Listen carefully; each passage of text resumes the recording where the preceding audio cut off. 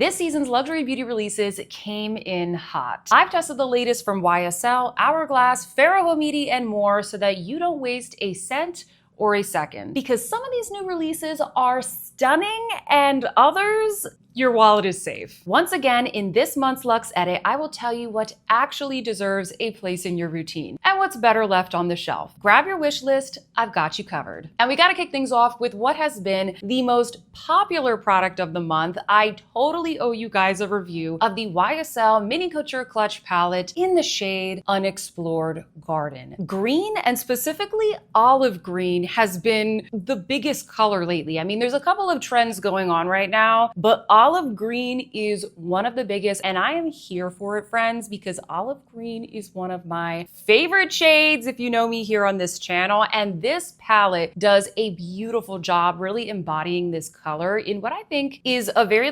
neutral and wearable way. I would say the formula of this is just as good as all of the other YSL Mini Couture Clutch palettes. If you've never used these palettes before, if you've never heard me review these, because I've reviewed almost every single color story here on my channel, I love these. They are very creamy. They look super soft and suede and smooth on the eye, but they still are powdery enough where they're easy to blend. And I feel like this color story is exactly that. What I normally warn people about when it comes to these palettes is that the shimmer shades, specifically the topper shades, can be quite glittery. That's kind of the whole point of that specific formula within each of the palettes. So if you are somebody who you really don't like a lot of sparkle, you are worried about emphasizing texture, I would in general stay away from these palettes or choose the ones specifically that do not have the topper shades. In the Unexplored Garden palette, that white shade, that is a glittery topper shade. And my goodness, is it so beautiful. It has a gorgeous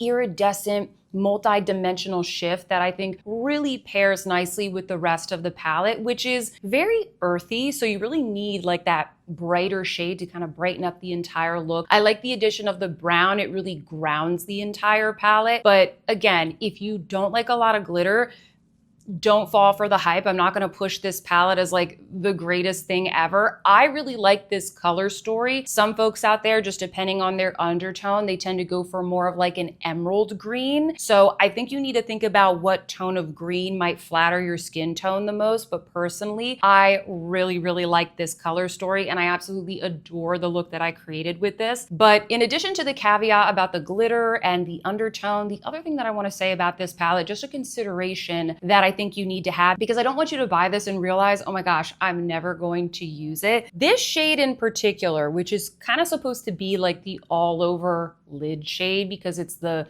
softer shimmer in the quad, it is kind of a deeper color. So I want you to keep that in mind. The one light color in this palette is that topper shade, and I do not recommend putting that glitter all over the eye. Other than this, you have this shade, which is to add depth to the look, and then you have a brown. And I'm pretty sure we all have a brown eyeshadow somewhere in our collection. So when you're taking a look at this, I think what you need to ask yourself is number one, do I like olive green?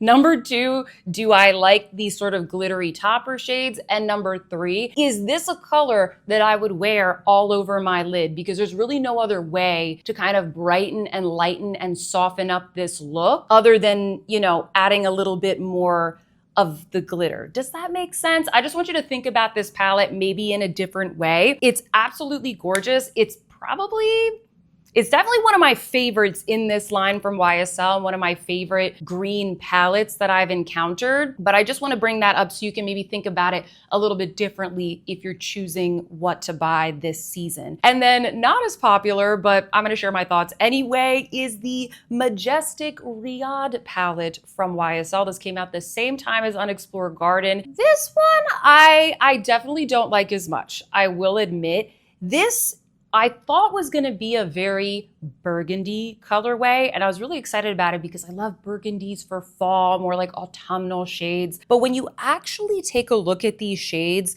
in person, in natural light, it's actually a bit more pinky. The top half of the palette are pinky nudes, and then the two bottom shades, yeah, okay, they're sort of burgundy, but they're more of a pinkish toned burgundy. There's a little bit more purple in the tone, and Some people might like that. They might find it a little bit more wearable, but personally, I prefer the Bordeaux palette that was recently launched by Victoria Beckham Beauty. I'll show you a quick little side by side here. I think you can see a difference in the tones. This is a bit more like a brownie red, whereas this leans more pink with a bit of a purple undertone. Hopefully that makes sense. They look quite different to me. This just looks more, I don't know, like sophisticated and chic to me. Sure, this is going to be a smokier look. It's gonna be more of like an evening, you know, date night palette for me, but I like these colors more if I'm gonna be reaching for a burgundy palette. This, I thought, great quality. If you like these shades, go for it. I didn't have any issues with the way that they applied. Loved the look that I created,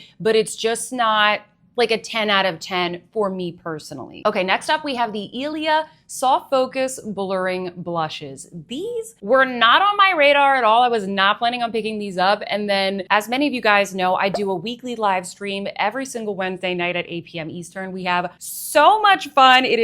It's like a little evening party every single week. And we always talk about new makeup releases, what's coming out, what's hot, what we're interested in. And so many of my subscribers said that they were excited about these blushes. So I was like, should I? And I did. I pulled the trigger and I did purchase 2 of these. These are I think it's a baked formula. A lot of people really like this formula from Ilia. If I recall correctly, they had a palette, or they had 2 palettes, 2 separate colorways that completely sold out in the last Sephora sale, or whenever they were launched in spring. People went wild for those very basic palettes. People said the formula was so great. And so it seems like they are replicating that formula with these blushes, which I think is very, very smart. The shades are absolutely stunning. They're like a neutral lover's dream. The first shade that I picked up is called Wonder, and this is described as a deep terracotta. This is totally a Sofia shade. It's so beautiful. This is the one that my eyes went straight to when I saw all the shades on the Sephora website. I love the way this looks on my skin tone. And then the second one that I picked, which was highly requested by my subscribers, is the lightest one in the shade range, which is called Glimpse. And this is described as a Mauve Rose. This is the one that I'm wearing on my cheeks today. This is a really nice one if you want something super natural, very subtle, but I quite like the undertone of this one. It's such a desaturated mauve. I don't know, I don't think I have anything quite like this in my collection. Now, you will tell from the demos there in natural light, these are, number one, quite pigmented. They are more pigmented than an Hourglass blush, for example, or the Kosas baked blushes. It's still a baked formula, like the application experience feels the same, but I have noticed that these are more pigmented out of the gate. So even with this shade Glimpse, it's like I feel like I can still see it quite decently on my cheeks. And then number 2, these give a beautiful illuminating blurring radiance to the cheeks. They are glowy, but they are not glittery. I don't see like visible flecks of glitter. I don't really feel like I need to go in with a highlighter when I wear these. I really like the sheen that they give. They're not gonna be as glowy as like an RMS blush, for example. They're gonna be more like the Hourglass, but because they are more pigmented, they make a little bit more of an impact, if that makes sense. They are gorgeous. I really think that they nailed the formula and the shades. My only gripe is that I think they're a little bit overpriced. They retail for $36. Not the worst, but the packaging is like pretty cheapy. Some people mention, you know, there's no mirror in there. I wouldn't use the mirror, but I do agree, like the packaging feels a bit plasticky for $38. If you take a look at some of the other options, other alternatives on the Sephora website, we have the Tower 28 blushes. Those are $22 each. That's what I would recommend if you want a blurring formula that doesn't have a sheen to it. If you're like, no, I don't want glowy, go for the Tower 28 ones. Similarly, the Say blushes, kind of a similar formula. Those are $28, and the Kosas ones are $29. So I'm like, okay, Ilia, tiny bit overpriced. I still think, like, I still really, really like these. It's up to you if you want to maybe wait for the Sephora sale and get a couple dollars off, but I'm still really, really happy with my purchase, and I do think these are worth paying attention to, especially if there is a shade that you are really eyeing. Oh, and just a quick reminder that if you are enjoying enjoying this video, please don't forget to give me a big thumbs up. It really helps me out. And if you are new here, maybe consider subscribing to my channel. My name is Sophia, and I upload new videos just like this every single week, all about everyday beauty and accessible luxury style. I film all of my beauty videos in natural light with no filters, and we like to keep it real chill, honest and fun here on this channel. So if that sounds good to you, hit that subscribe button to join our fam. We would love to have you. All these products that I'm talking about in this video, all the makeup that is on my face, everything, it's all gonna be linked in that description box down below and on the shopping button on the screen. Finally, friends, a product from Sarah Creole that I really like. I don't hate this brand, but I don't know, all the products that I've tried so far, I've been like, nah, it's all right. It's like a little bit overpriced, not my favorite, but these new peptide lip glosses, I actually really like these. And full disclosure, these two were sent to me in PR. I had no idea they were coming out, but thank you so much, Sarah Creole, because I really like this product. I got these in two different shades. There's actually two finishes. There's a high shine finish and then there's a shimmer finish. In the shimmer finish, I have the shade My Pleasure. This is described as a bronzy mauve shimmer. So beautiful. This is great for every day, great for, you know, throwing in your handbag. And then in the high shine finish, I chose the shade After Hours. Very much a Sofia shade. This one is described as a Merlot. It is definitely warm, but I don't know, I feel like it has a very heavy brown tone, so it still looks quite neutral. They're called peptide lip glosses. I wouldn't really describe these as a lip gloss. They feel more like a pigmented lip oil. They have that kind of like rich, luxe, kind of emollient feel that you get from a lip oil, whereas a lip gloss, I don't know, maybe it's like a little bit more sticky. They feel like lip oils, and I love the pigmentation of these. I love the texture of them. They're incredibly moisturizing. I think that the packaging as well, extremely well done. I know you probably can't tell, you know, here on camera, but like, this is weighty. This is nice. This is made of glass and metal. It feels like a luxury product. And just so you know, these do not have a scent or a flavor, whatever you would call it, just in case you're wondering. There is no scent or flavor, and they retail for $40, which is a lot for a lip oil or a lip gloss, whatever you want to call it, but it's the same price as the ones from Dior, and I like these better than the Dior. I think the colors are more sophisticated. They're more pigmented. I can tell the difference, you know, when I'm wearing this one versus this one. I love the beautiful iridescent multidimensional sparkle that I get from the glitter finish, and the packaging is nicer. So I actually feel like $40 in this market is pretty fair. And yeah, I really like these. One of the other products that I've gotten the most questions about is the Farah Homidi bronzer, and specifically in the shade Bois. Hopefully I'm pronouncing all those words correctly. Forgive me if I am not. I did do a demo and kind of a mini review of this product in a try new makeup video, which I can link down below. And I wouldn't say that my thoughts have changed. I personally like the formula. I find it pretty easy to work with. I find it rather buildable. I like the soft and subtle sheen that it gives. Like, it's a little bit glowy, but not too much. And the shade Bois is, I think, very flattering for very fair skin, especially if you have a cooler undertone. But what I wanted to emphasize a little bit more in this review that maybe I didn't emphasize enough in the last video is, number one, I really don't think that this shade is gonna work for everybody with fair skin. It's basically a blush. It's really not a bronzer. It's basically a really beautiful, neutral, rosy blush. It is like the most subtle one that I have in my collection. I'll show you a couple of comparison swatches here with some other ones that I suppose would be the most similar, like the Gucci, the RMS, and the Makeup by Mario. You'll notice like this one is the most subtle. If you aren't super fair, you're probably gonna have some trouble building this up. It might not be the right tone for you. It's basically a blush. Like, I probably should try and do this. I should probably try and dupe this with maybe like a blush that I have in my blush drawer rather than comparing this against bronzers in my bronzer drawer. So I just wanted to kind of make sure that I make that clear, because I feel like this product is so hyped, but I do recommend maybe checking it out in store first, swatching it and seeing if this is something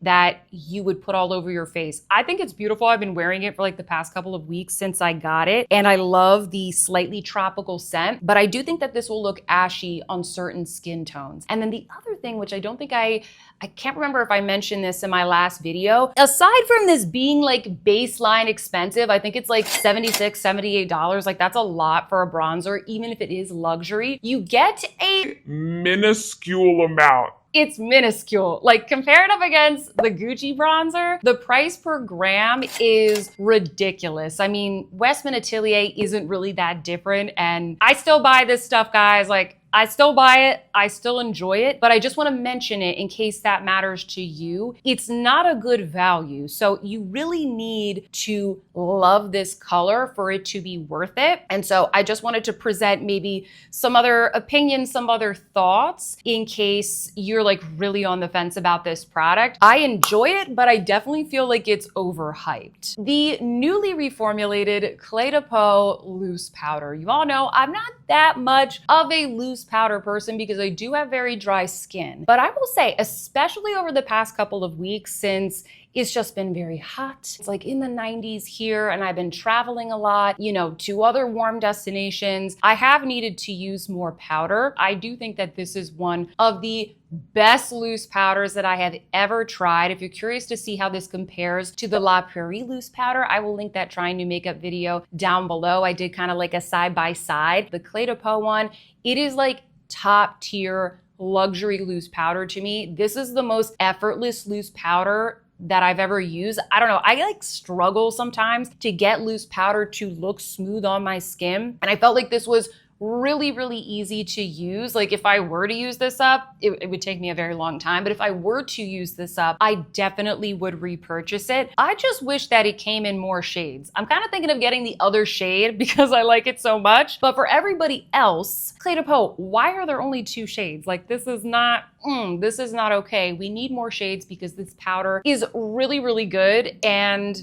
yeah, that's all I have to say about it. I think it's really good. I think it's completely worth the price, in my opinion. What I haven't showed you yet on this channel, however, are the new Clé de Peau lipstick shades. I'm so excited to show these to you. If you watch my Clé de Peau brand review, then you will know that I love the Clé de Peau lipsticks, and they just came out with some beautiful shades for the autumn season, and I feel like they're shades that I haven't really seen before. I feel like they spend a lot of time really kind of creating shades that don't exist or have kind of some interesting like undertones or nuance to them. So I want to show you guys the shades that I picked up. There's more than the 3 that I picked up. I'm not gonna buy all of them, but these are the 3 that really spoke to me. The first one is in the satin formula. This one is called Amber Kiss Pansy, and I would describe this as a desaturated pumpkin spice. It is a lot warmer looking on the website than in real life. It kind of looks like a pumpkin spice, but just a much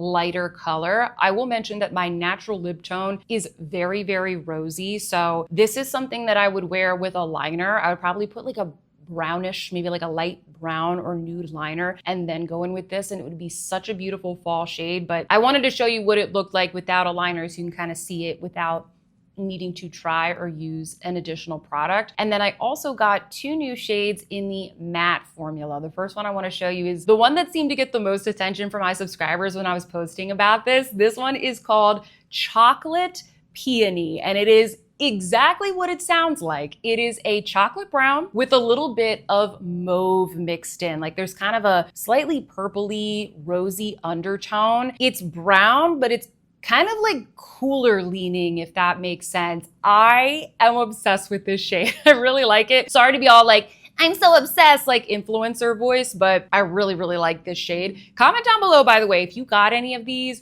or if you got any of the other shades, because I know some of you did. Let us know what you think about them. Give me your feedback. I like all the ones that I got, but I think Chocolate Peony is my favorite. And then the last one that I picked up is called Orange Cosmos. This is kind of like a mixture of orange and brown. It's called Orange Cosmos, but it's not super bright. It's not actually an orange. It's more like a brown brown with a little bit of orange mixed in. Again, I feel like these colors, like they're kind of really interesting and nuanced, so that's why I wanted to bring them to your attention. The formulas are not new, which I like because I know I'm going to like the formula. It's just a new color. So I really like these and I really like the new powder. So Clé de Peau is doing a good job for me this month. Next up, we have the product that I am wearing on my lips today. This is one of the Violette France Lip Nectars, and this is in the shade Betise. I picked up the shade Rose de Moab from Sephora like 2 weeks ago. I put that in a video sharing my thoughts with you guys. I love the products from Violette France, so I was really excited to try these out. I purchased that shade, but then the brand very kindly sent me the other shades so I can show you guys. So I just wanted to show you the new shades and continue to share my thoughts now that I've tried out all of them. I still really like this formula. It's basically a lip oil, but also a lip stain. So the product feels actually a lot like the Sarah Creole peptide lip glosses. Like they feel very similar on the lips, but they also have that staining quality. So the color is going to last a lot longer. I will say now that I've tried the deeper shades in the lime, I do notice that they stain the lips a lot more. The Rose de Moab is the lightest shade, so it doesn't really like show up as much on my lips, even though I do like the way that it looks. If you want more of that staining effect, I would go for one of the 3 deeper shades. The one that I'm wearing on my lips today that I think will probably be the most universally flattering is the shade Betise. They do this shade in their other lip formulas. It's like their best-selling shade, and I mean, come on, it's a beautiful shade. Like it's a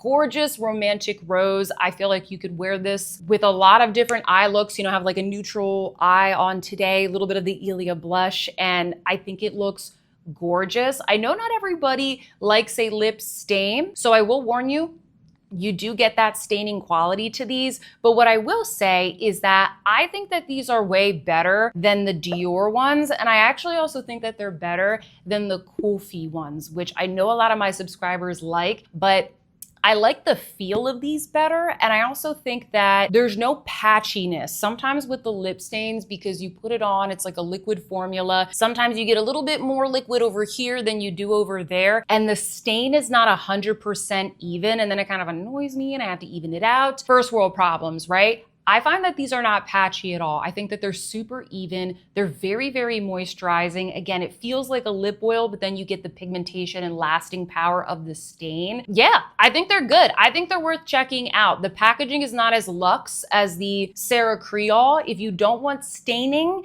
and you just want more of like this look to your lips, maybe not quite as pigmented, I would go for the Sarah Creole. But the Violette France, I think for the price and the shades and everything, I think they're totally worth checking out. So that is what is on my lips. What is on my eyes is the palette that I have been wearing all month long. This is the Vizart Midsummer Lumiere Etendu palette, I believe it's called. This is inspired by the original Midsummer mini palette. It was like one of the little petite ones that they launched years ago. Love that palette. This is like a similar color story, just expanded into a bigger palette. Is it the most groundbreaking color story ever? No, it's not. Is it a beautiful, neutral, kind of pink, mauvey, brown tone palette? Yes.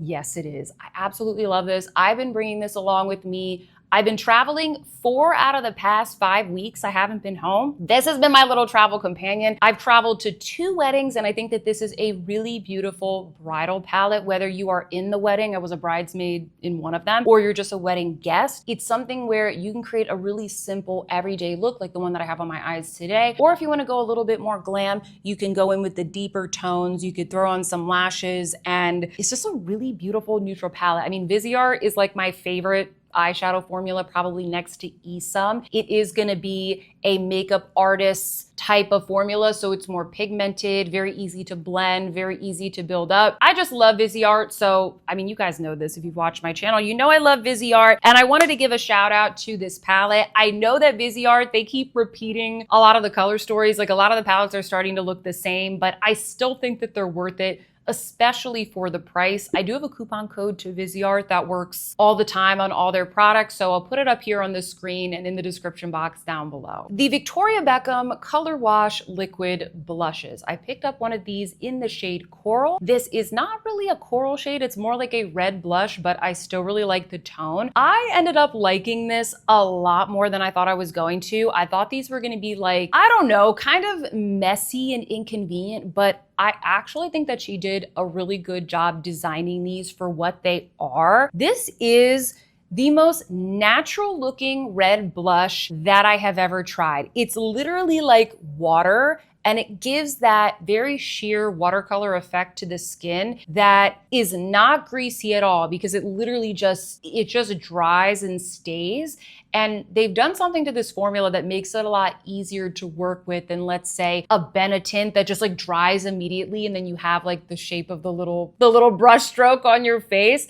There's something that makes these a lot easier to work with. So you have a little bit more play time, but then once it dries down, it dries down. They're not gonna be for everybody. Not everybody wants something that is this liquidy. The little dropper isn't totally a dropper. There's a little metal ball on the end so that you don't get like a bunch of it gushing out at one time. So I will mention that. I really like how natural these look. If you have tried the red blush trend and it just never looks natural on you, or you find that the color is kind of too pigmented and hard to work with, if it looks patchy on your skin, if you want to participate in that and you want that really kind of natural flush look, then this is what I would try. This is what I would try. I don't think everyone's gonna like these because I don't think everybody wants something so liquidy. But for what it is, I think she did an amazing job designing these. And I think that this is probably the most flattering red blush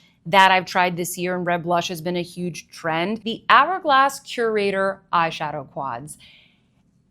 Do you ever use a makeup product and think to yourself, how was this approved? Because these are, in my opinion, not luxurious at all. I hate this formula. I think it is so dry and dusty, and I don't need every formula to be like super pigmented. You guys know, like I love my Chanel palettes. I love my more subtle palettes for what they are. I love a nice soft, subtle elegance.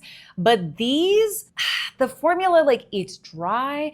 It is not a beautiful texture. Like this one that has the shimmer finish, there's too many glitter particles in it. It's just not like a very elegant looking formula. The mattes are dry and kind of hard to blend.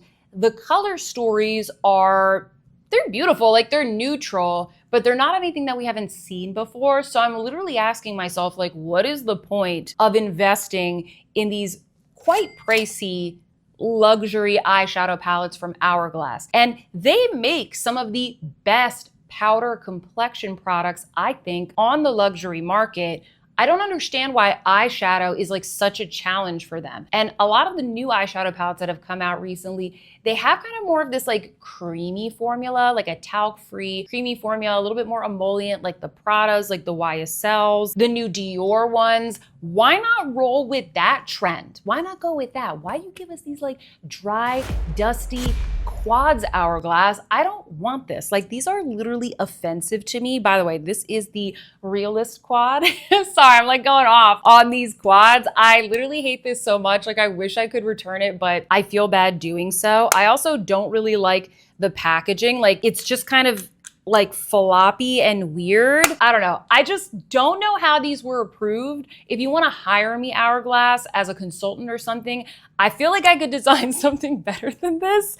And yeah, these are a skip. Do not waste your money. And finally, a little bit of a wild card here that I tossed in, that I sprinkled in at the last minute because I did receive this week in PR. This is the Kosas Soul Gazer Mascara. This just launched today at Sephora Early Access at the time of me filming this video. I didn't really see it coming, but I have tested this out and I wanted to talk about it in this video since it is new. And I actually really do like Kosas as a brand, even though it's not like luxury, you know what I'm saying? This is a really nice mascara. It has one of those kind of wavy, bulbous like wands, which I don't love, but it does do a really good job of lifting the lashes. I think that this makes my lashes look so stinking long and fluttery. This is what I have on my eyes today. I really like the end effect of this. And then on top of that, because y'all know, it's not just enough to make my lashes look good. I need this to last. I like long lasting mascaras. I wore this to my Orange Theory class yesterday, which if you don't know is a mixture of running on a treadmill, rowing on a rowing machine, and then you do like free weights and stuff.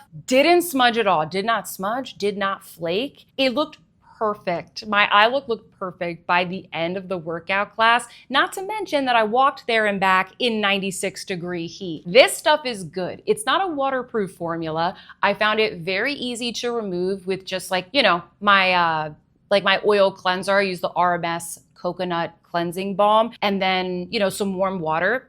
And that was enough to get it off. It's not the kind of thing that you need to like scrub off your eyes. In addition, it also says that this is a lash serum and that it's designed for sensitive eyes. So again, I know Kosas is not like a luxury brand, but I feel like a lot of times they will come out with products that feel like higher end, more expensive products. How much is this? This is $28, so not too bad, but it makes my lashes look really good. It lasts on the lashes, it's easy to remove, and then it also has the lash care a la a, you know, Chantecaille mascara. So I feel like that's pretty good for $28. So yeah, I just wanted to mention it. I know it's not like the craziest, funnest category ever, but I thought it was a good product, so I wanted to bring it up in this video. If you enjoyed this video, please don't forget to give me a big thumbs up and subscribe, or better yet, go watch another video. Up next, I have the best and worst products from Clé de Beau Beauté. I'll see you there.